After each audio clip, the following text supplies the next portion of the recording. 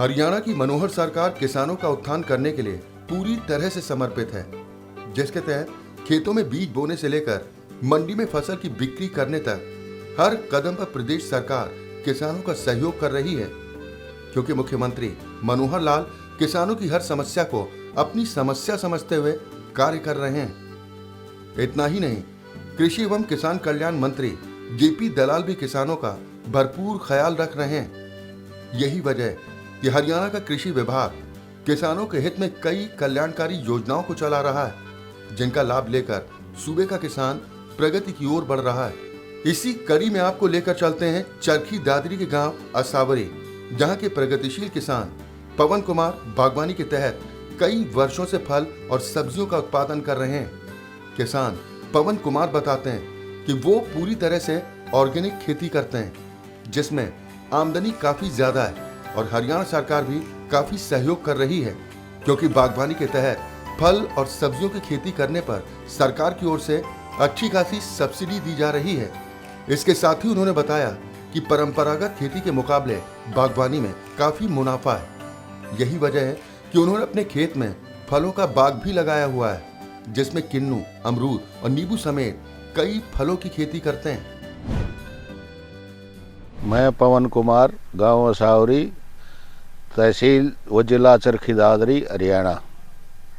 मैं ये सब्जी की क्रॉप करता हूँ और ये 5-6 साल हो लिए मैंने इसको करते हुए, और इसमें ये ऑर्गेनिक खेती करता हूँ। मैं बढ़िया सिस्टम से करता हूँ और बहुत आमदनी भी अच्छी है और सरकार का प्रोत्साहन भी है, सब्सिडी देती है गवर्नमेंट इसमें। और हम 5-6 साल हो लिए लगातार कर रहे हैं। हमने मोटी खेती तो भूल ही गए, ये समझो, और ये सब्जी का ही काम करते हैं।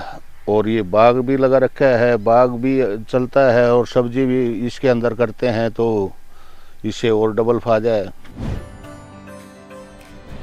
प्रगतिशील किसान पवन कुमार बताते हैं कि वो एक साल के अंदर सब्जियों की खेती में 3 बार फसल ले लेते हैं, जिसमें लागत भी काफी कम आती है, क्योंकि वो गाय के गोबर और गौमूत्र से बनी खाद का इस्तेमाल करते हैं। उनका पूरा ध्यान ऑर्गेनिक खेती की तरफ है। इसमें हम तीन वो ले लेते हैं, क्रॉप की 3 फसल ले लेते हैं। और ये जिस तरह इसमें खर्चा भी कम होता है। खर्चा तो जिस तरह देसी खाद यूज करते हैं हम, ज़्यादातर गोबर की खाद, ऑर्गेनिक की तरफ पूरा ध्यान है हमारा, और उसी की तरफ चल रहे हैं और टाइम से कर रहे हैं। इसके साथ ही उन्होंने बताया कि परंपरागत खेती के तहत गेहूं, सरसों और धान जैसी फसलों का उत्पादन करते थे, जिससे जमीन भी खराब हो जाती और मुनाफा भी काफी कम होता है। जबकि बागवानी के तहत फल और सब्जियों की खेती करने में लागत कम और मुनाफा ज्यादा होता है। साथ ही पानी की भी काफी बचत होती है, क्योंकि वो सिंचाई के लिए ड्रिप इरिगेशन का इस्तेमाल कर रहे हैं, जिस पर उन्हें हरियाणा सरकार की तरफ से अच्छी खासी सब्सिडी मिल चुकी है। हाँ, और ये भाई जिस तरह मोटी खेती है, सरसों गेहूँ है, इनमें तो ज़मीन 2 ही फसल ले पाते हैं बस, और ज़मीन भी खराब हो जाती है और अच्छी तरह गुड़ाई भी नहीं होती। और ये जो है इसमें तो हम तीन बार वो लेते हैं, क्रॉप लेते हैं, और टपका विधि से हम खेती करते हैं। ये ऐसे नहीं नोजल वोजल तो चलाते ही नहीं। खेत में पानी की बहुत बचत है इसमें टपका विधि में। और ये मिनी जो है, मिनी थोड़ा बहुत यूज करते हैं।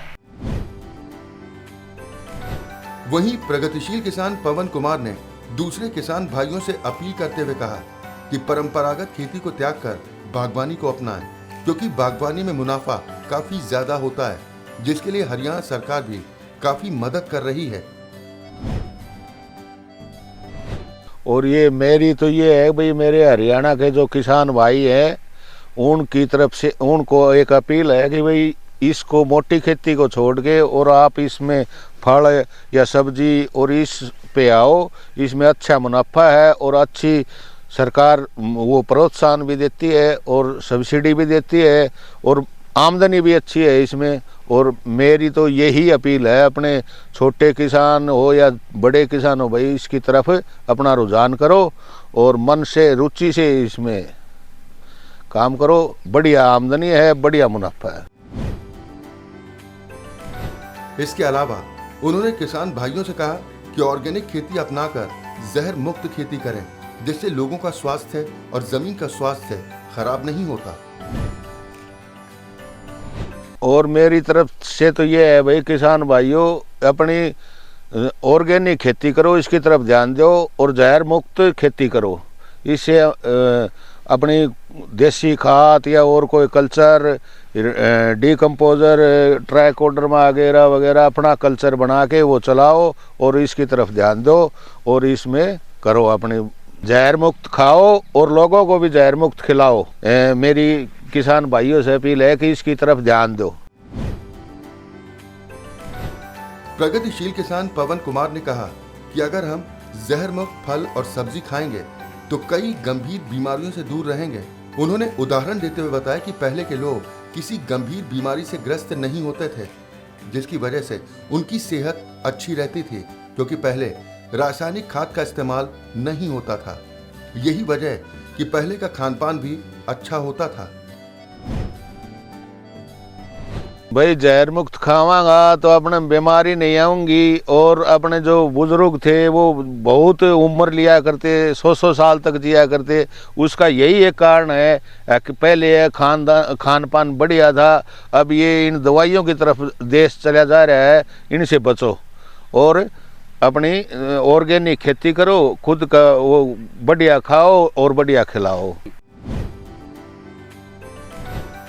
वहीं उन्होंने बताया कि बागवानी के तहत सब्जियों की खेती करने पर 1 एकड़ में 2 लाख तक का मुनाफा हो जाता है, जिसमें करीब 50,000 रुपए तक खर्च हो जाते हैं, जबकि परंपरागत खेती में मुनाफा काफी कम होता है और लागत ज्यादा लगती है।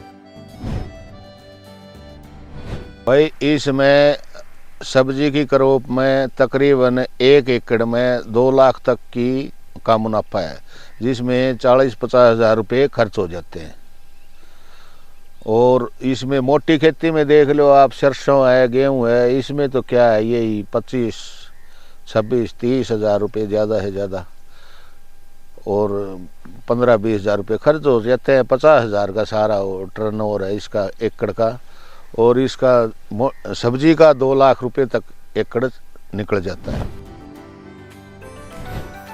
वहीं कृषि अधिकारी चंद्रभान शोरान ने बताया कि हरियाणा सरकार की ओर से किसानों के लिए कई कल्याणकारी योजनाओं को चलाया जा रहा है, जिसके तहत बागवानी विभाग फल और सब्जियों की खेती करने पर किसानों को काफी मदद करता है।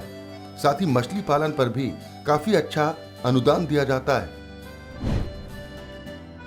सरकार द्वारा किसानों के कल्याण के लिए बहुत सारी योजनाएं शुरू की गई हैं। कुछ केंद्र सरकार द्वारा प्रायोजित हैं तो कुछ हरियाणा सरकार द्वारा किसान हित में जारी हो चुकी हैं। बागवानी विभाग में स्कीमें हैं, सब्जी और बागवानी के लिए, लघु सिंचाई के लिए ड्रिप इरिगेशन है। इसके साथ साथ मछली पालन में भी बहुत अच्छी योजनाएं हैं, अच्छा अनुदान है। 40% से लेके 85% तक अनुदान हरियाणा सरकार और केंद्र सरकार दे रही हैं, जो किसान हित में बहुत ही महत्वाकांक्षी योजनाएं हैं। कृषि अधिकारी चंद्रभान शोरान बताते हैं कि सरकार की योजनाओं का लाभ लेने के लिए किसान फिलहाल प्रदेश भर में चल रही विकसित भारत संकल्प यात्रा के दौरान लगाए जाने वाले स्टॉल पर जाकर ले सकते हैं। इसके साथ ही कृषि विभाग और बागवानी विभाग के कार्यालय में जाकर सरकारी योजनाओं के लिए आवेदन कर सकते हैं। साथ ही ऑनलाइन भी अप्लाई कर सकते हैं। हरियाणा सरकार की सभी योजनाएं पारदर्शी हैं, जिनके लिए कुछ जरूरी कागजात होने चाहिए। किसानों को इसका लाभ लेने के लिए कहाँ संपर्क करना पड़ेगा?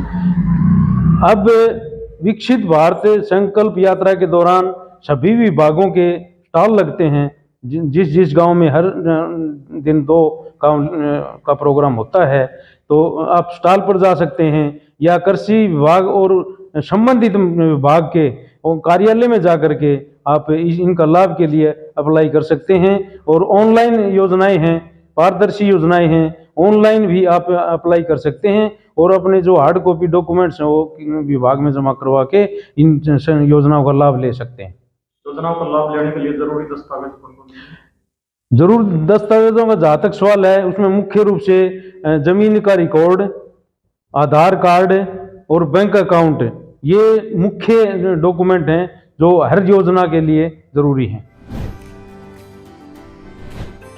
वहीं उन्होंने किसान भाइयों को संदेश देते हुए कहा कि रासायनिक खाद और रासायनिक कीटनाशकों से जमीन और पानी दूषित होता जा रहा है, इसलिए किसान भाइयों को प्राकृतिक खेती और जैविक खेती की तरफ रुख करना होगा। तो किसानों के लिए आप जो आधुनिक खेती करते हैं उनके लिए क्या संदेश देना चाहेंगे?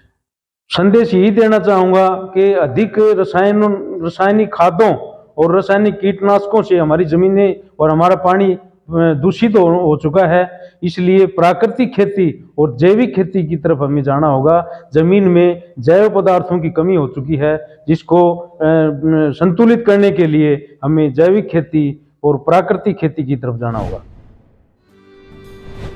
वहीं उन्होंने किसान भाइयों से अपील करते हुए कहा कि बागवानी के तहत कोई भी खेती शुरू करने से पहले ट्रेनिंग लें, क्योंकि बिना ट्रेनिंग के काफी नुकसान हो सकता है और परंपरागत खेती के बजाय बागवानी में काफी मुनाफा है, जिसके लिए हरियाणा सरकार काफी मदद कर रही है।